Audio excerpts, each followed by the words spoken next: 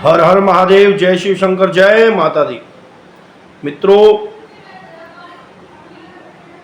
अमावस्या होने वाली है। 14 तारीख की अमावस्या है। पितृपक्ष 14 तारीख में दिन शनिवार को समाप्त हो जाएंगे। उसके बाद पतित पावनी शरद नवरात्रे प्रारंभ हो जाएंगे। शरद नवरात्रे माँ भगवती, माँ जगदम्बे का गुणगान करने का, माँ आदिशक्ति को अपने घर में बुलाने का बड़ा पावन ये 9 दिन का पर्व है। 15 अक्टूबर से दिन रविवार से नवरात्रे प्रारंभ होकर के 24 अक्टूबर 2023 को दशहरे का महापर्व रहेगा और 23 तारीख में 23 अक्टूबर को नवरात्रे पूर्ण हो जाएंगे।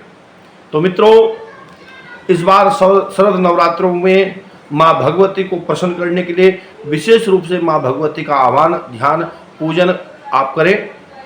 बहुत लोगों के प्रश्न होते हैं, गुरुजी कलश स्थापना की आप मुहूर्त बता दीजिए और कलश स्थापना का विशेष कर्म किस प्रकार से करना चाहिए, किस प्रकार से हमें कलश स्थापना करें जिससे माँ भगवती की विशेष कृपा की प्राप्ति हो।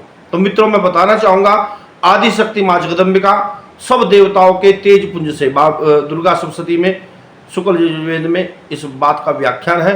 माँ शक्ति, माँ जगदम्बे जिस समय महिषासुर, मधुकैटभ, चंडमुंड आदि महादैत्यों ने देवताओं को परास्त करके स्वर्ग से निकाल दिया था, सब देवता लोग ब्रह्मा जी के पास पहुंचे और ब्रह्मा जी, भगवान शिव और विष्णु सब लोग इकट्ठा होकर के विचार विमर्श करने लगे किस प्रकार से इन महादैत्यों को वध करके पुनः संसार में, स्वर्गलोक में देवताओं का राज स्थापित किया जाए, वरना ये संसार, पृथ्वीलोक, मृत्युलोक, स्वर्गलोक नष्ट हो जाएंगे। तब कहते हैं भगवान विष्णु के तेज पुंज से, हृदय से एक तेज निकला, शिव जी के हृदय से तेज निकला, ब्रह्मा जी के मुख से तेज निकला और अन्य देवताओं के शरीर से जो तेज निकला, उस तेज पुंज से एक स्त्री का आकृति बन जाती है। बड़ा सुंदर मोहन स्वरूप, इस प्रकार का तेज पुंज देखने से आंखें चुंधिया जाए, ऐसी तेज था। उस तेज को देख करके सभी देवता लोग विस्मित हो गए, थोड़ा भयभीत भी हो गए। लेकिन ब्रह्मा जी ने बताया कि ये आदि शक्ति माँ जगदम्बे है, उनका नाम माँ भगवती रखा। और सब देवताओं ने, किसी ने अस्त्र दिए, किसी ने शस्त्र दिए, किसी ने कमंडल दिया, किसी ने कमल दिया। ये बहुत बड़ी बात है जो दुर्गा सप्तशती में आप पढ़ेंगे तो आपको बड़ा ज्ञान होगा कि किस प्रकार से सब देवताओं के तेजगुण से आदिशक्ति माँ जगदम्बे का प्रकट हुई और महिषासुर आदि दैत्यों का, रक्तबीज का, चंडमुंड का, मधुकैटभ का, नाना प्रकार के हजारों लाखों करोड़ों दैत्यों का माँ भगवती ने 9 रूप धारण करके अपने 9 रूप से उन दैत्यों का वध किया। तो मित्रों, ये शरद नवरात्रा माँ भगवती का गुणगान करने का, आदि शक्ति का बहुत बड़ा पर्व है। इस पर्व में आप माँ भगवती का ध्यान करके, जैसे हमारे माता पिता होते हैं, माँ को हम मनाते हैं, माँ प्रसन्न होकर के हमें सब प्रकार से सुख प्रदान करती है, हमारा ख्याल रखती है, इसी प्रकार माँ जगदम्बे का पूजन करने से भी माँ भगवती की विशेष कृपा की प्राप्ति होती है। तो मित्रों, 9 दिन का ये पर्व है। इस पर्व को कैसे मनाएं, कलश स्थापना कैसे करें, वो सब बता रहा हूँ जल्दी, क्योंकि वीडियो ज़्यादा बड़ी हो जाएगी, इसलिए छोटे रूप में बता रहा हूँ। मित्रों, कलश स्थापना करते समय हमेशा मिट्टी का कलश लेना चाहिए। अगर आप सामर्थ्यवान हो तो सोने का कलश भी ले सकते हैं, सामर्थ्यवान हो तो चांदी का कलश भी ले सकते हैं, सामर्थ्यवान नहीं है तो मिट्टी के कलश को सबसे श्रेष्ठ बताया गया है। स्टील का कलश कभी भी कलश स्थापना में नहीं रखना चाहिए। मिट्टी का कलश, क्योंकि मिट्टी भूमि का स्वरूप है, मंगल का अधिपति है और भूमि से उत्पन्न होने वाले इस मिट्टी कलश से आप माँ पृथ्वी का भी आह्वान करते हैं और कलश के मुख में ब्रह्मा जी, भगवान विष्णु, भगवान शिव और ब्रह्मा जी का निवास होता है। कलश मुखे विष्णु कंठे रुद्र समाक्षिता मूले तवस्तु ब्रह्म विद्या मातृगणा समृता।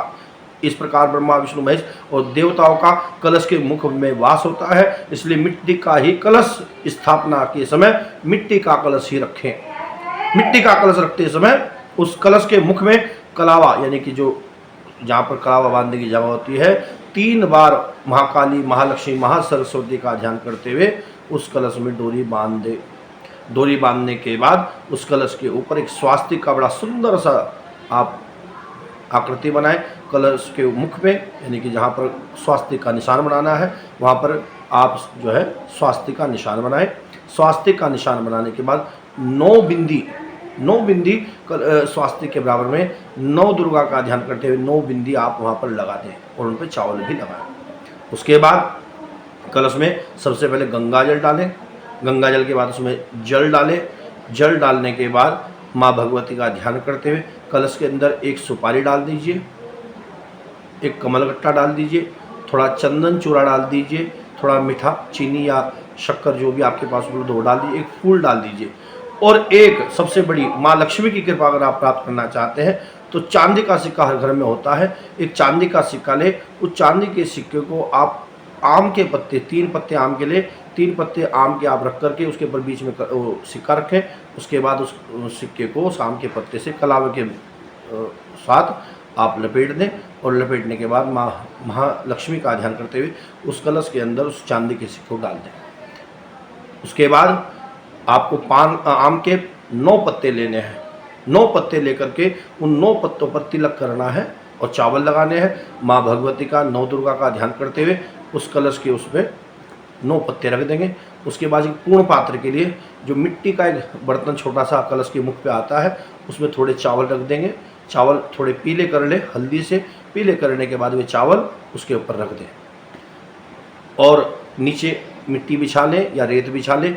रेत बिछा करके उसमें जो आपको गंगा जल में धो करके जो बिछाने हैं और बीच में उस कलश को रख करके जो आप स्थापित कर दें। इसके बाद एक श्रीफल यानी कि नारियल लें, नारियल पर लाल कपड़ा 1.25 मीटर लाल कपड़ा बांध करके उसे कलावे से बांधें और उसके अंदर भी 11 रुपये 21 रुपये जितना भी आपकी श्रद्धा है उस श्रद्धानुसार उस वस्त्र पे आप पैसे बांधें और पैसे बांधने के बाद माँ भगवती का ध्यान करते हुए उस पूर्ण पात्र पे चावल के ऊपर उस नारियल को रखना है। नारियल को रखने के बाद ईशान कोण में यानी कि पूर्व और उत्तर का जो कोना होता है, पूर्व और उत्तर के कोने में ईशान कोण में उस कलश को स्थापित करिए। यानी कि आपका पूजा करते समय यदि मुख पूर्व दिशा की ओर है, पूर्व दिशा में आप मुख है तो आप ईशान कोण में उस कलश को रख दें। फिर कलश को रखने के बाद उसके ऊपर एक माला पहनाएं। माला पहनाने के बाद कलश के पास एक पान का पत्ता और कुछ एक फल और कुछ मिठाई कलश के पास रख करके कलश के मुख पे हाथ लगा करके कलश में ब्रह्मा जी का निवास हो, कलश में भगवान विष्णु का निवास हो, कलश में भगवान शिव का निवास हो, माँ नवदुर्गा का निवास हो, ऐसा मन में चिंतन करते हुए कलश की पूजा करें। उसको दीपक दिखाएं, धूपबत्ती दिखाएं और जल चढ़ा करके माँ भगवती का ब्रह्मा विष्णु में इसका ध्यान करें। ये रही कलश स्थापना की व्यवस्था।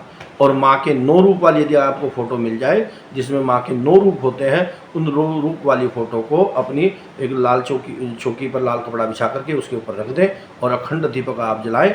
अखंड दीपक जला करके माँ के 9 रूपों पर तिलक करके चावल चढ़ाएं, पुष्प फूल आदि की माला पहना करके भगवती माँ के सामने कुछ मिठाई फल आदि रख करके माँ भगवती का ध्यान करें।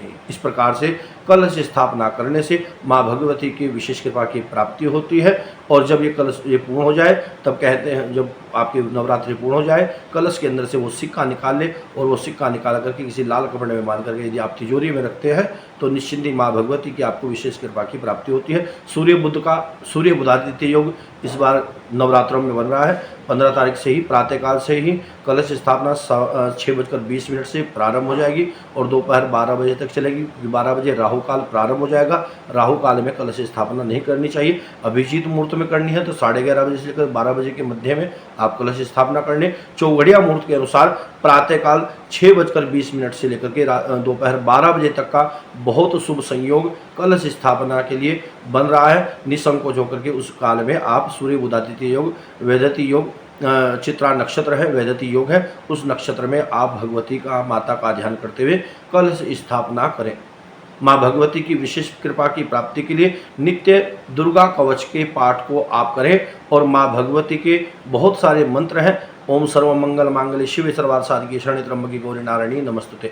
इस मंत्र की एक माला का आप नित्य जाप कर लीजिए। ओम ऐ ह्रीं क्लीं चामुंडाय, बड़ा मंत्र नहीं कर सकते तो ओम ऐ ह्रीं क्लीं चामुंडाय विच्चे, इस मंत्र की 108 बार अगर आप माला कर रहे हैं तो आपके घर में कितनी भी बड़ी व्याधियाँ हो, कितना भी बड़ा दोष हो, कितना भी बड़ा संकट हो, उन संकटों को माँ भगवती निश्चिंत ही समाप्त कर देती है। मैं खुद के एक्सपीरियंस से बता रहा हूँ, खुद के अनुभव से बता रहा हूँ कि माँ भगवती से बड़ी कोई भी शक्ति नहीं। ब्रह्मा विष्णु महेश भी इनके आगे नतमस्तक हो जाते हैं, इनको प्रणाम करते हैं, इनके चरणों श्री चरणों का निवास करते हैं। इसलिए ब्रह्मा विष्णु महेश से भी बड़ी शक्ति जो है वो माँ भगवती है। माँ भगवती हाथी पर सवार होकर के इस नवरात्रों में आ रही है और इस हाथी पर सवार यानी कि गणेश जी पर सवार होकर के माँ भगवती आएगी। और जिस समय गणेश जी पर सवार होकर हाथी पर सवार होकर के माँ आती है तो बहुत ही शुभ संसार के लिए संकेत होते हैं। और सूर्य बुध आदित्य, क्योंकि उस दिन लगन के साथ ही सूर्य और बुध का बहुत बड़ा संयोग बन रहा है। सूर्य बुध आदित्य योग में माँ भगवती का आपके घर में निवास होगा। इसलिए 9 रूप वाली माता की फोटो ही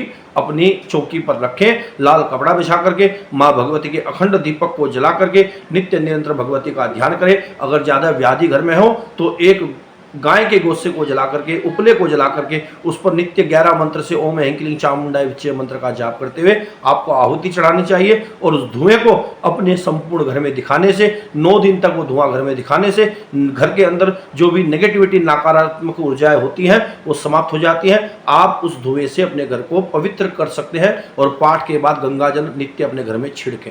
तो ये रहा माँ भगवती के विशेष पूजन का बहुत सरलता से किया जाने वाला उपाय। अगर विशेष पूजा के बारे में आप जानना चाहते हैं तो मुझसे आप संपर्क कर सकते हैं, फोन कर सकते हैं, व्हाट्सएप कर सकते हैं, जिसमें आपको नित्य मैं आपको रोज की जाने वाली माता के भोग के बारे में भी बताऊंगा और किस प्रकार से आप भगवती के विशेष मंत्रों से, कौन कौन से मंत्र हैं, जिन मंत्रों के पूजा के से, जाप से, पाठ से आप भगवती को प्रसन्न कर सकते हैं, अपनी व्याधियों को समाप्त कर सकते हैं, उसकी जानकारी आप मुझसे प्राप्त कर सकते हैं। तो मित्रों, इस शरद नवरात्रों में माँ भगवती का विशेष पूजन करें, ध्यान करें, प्रार्थना करें और जो मैंने कलश स्थापना की विधि बताई है उस विधि अनुसार आप माँ भगवती का पूजन करते हुए कलश स्थापना करें। निश्चिंत मेरा विश्वास है माँ भगवती किसी को निराश नहीं करती। माँ भगवती अपने बच्चों पर विशेष कृपा प्राप्त करती है, लेकिन बच्चों का कर्तव्य है कि श्रद्धा के साथ, भक्ति के साथ अपनी माँ की पूजा करें, भगवती का ध्यान करें। माँ भगवती आपके जीवन में कल्याण करें, सब प्रकार सुख समृद्धि दे। मेरा नंबर फ्लैश हो रहा है स्क्रीन के ऊपर, आप मुझसे संपर्क कर सकते हैं। हमारे इस चैनल को सब्सक्राइब कर दीजिए, वीडियो को शेयर कर दीजिए, जिससे और लोगों को भी इस धार्मिक ज्ञान की प्राप्ति हो, इससे भी आपको धर्म लाभ की प्राप्ति होगी। राधे राधे, हर हर महादेव, जय माता दी। सबका कल्याण करे माँ भगवती।